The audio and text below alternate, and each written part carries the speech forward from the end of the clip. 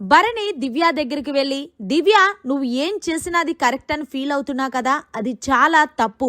నువ్వు నా విషయంలో పర్సనల్గా తీసుకొని తనుజని అలా టార్గెట్ చేయడం చాలా తప్పమ్మా. ఎందుకు అంటే గనక తనుజ కష్టపడి గేమ్ ఆడింది. ఎవరు సపోర్టెడ్ వల్ల కూడా అమ్మాయి ఇన్ని రోజులు ఇంతవరకు రాలేదు. మాకు సపోర్టెడ్ చేశాము అంటే అది సపోర్టెడ్ టాస్క్లో మాత్రమే తనుజకి సపోర్ట్ చేశాం తప్ప మిగిలిన ఆటలో కాదు. ఏది ఏమైనప్పటికీ నువ్వు ప్రతిసారి సందు దొరికినప్పుడల్లా తనుజాని అలా కెప్టెన్సీ నుంచి తీయడం ఎంతవరకు కరెక్టు క్లియర్ కట్ గా అర్థమైపోతుంది. నువ్వు డైరెక్ట్ గా తనుజా మీద గ్రజ్ పెట్టుకొని ఇలా చేస్తున్నావని నాకే కంటెస్టెంట్ గా అర్థమైంది అంటే బయట ఆడియన్స్ కి ఎంతలా అర్థమై ఉంటుంది.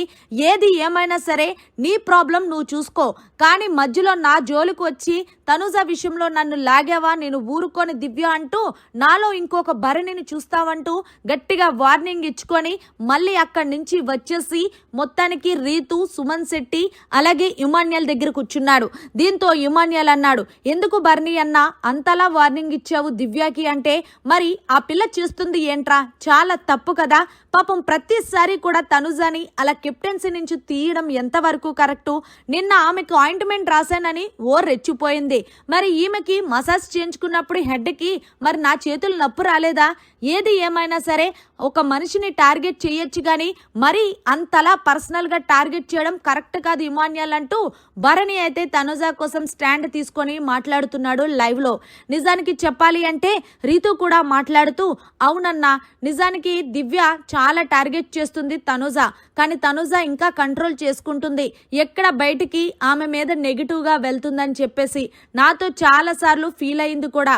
భరణి గారు నాతో మాట్లాడుతుంటే నేనేం చేయను, అంత పెద్ద మనిషి వచ్చినప్పుడు నేను మాట్లాడకుండా వెళ్ళిపోతే నన్ను పొగరని అనుకోరా, కానీ దివ్య ఆయన వెనకాల వద్దు అని ఆయన చెప్తున్నప్పటికీ కూడా ఆవిడ కావాలని వెళ్ళి ఆయన గేమ్ చెడదొప్పుతుండమే కాకుండా ఆయన విషయంలో నన్ను లాగుతుంది అని అంటే నాకు అర్థమైందమ్మా.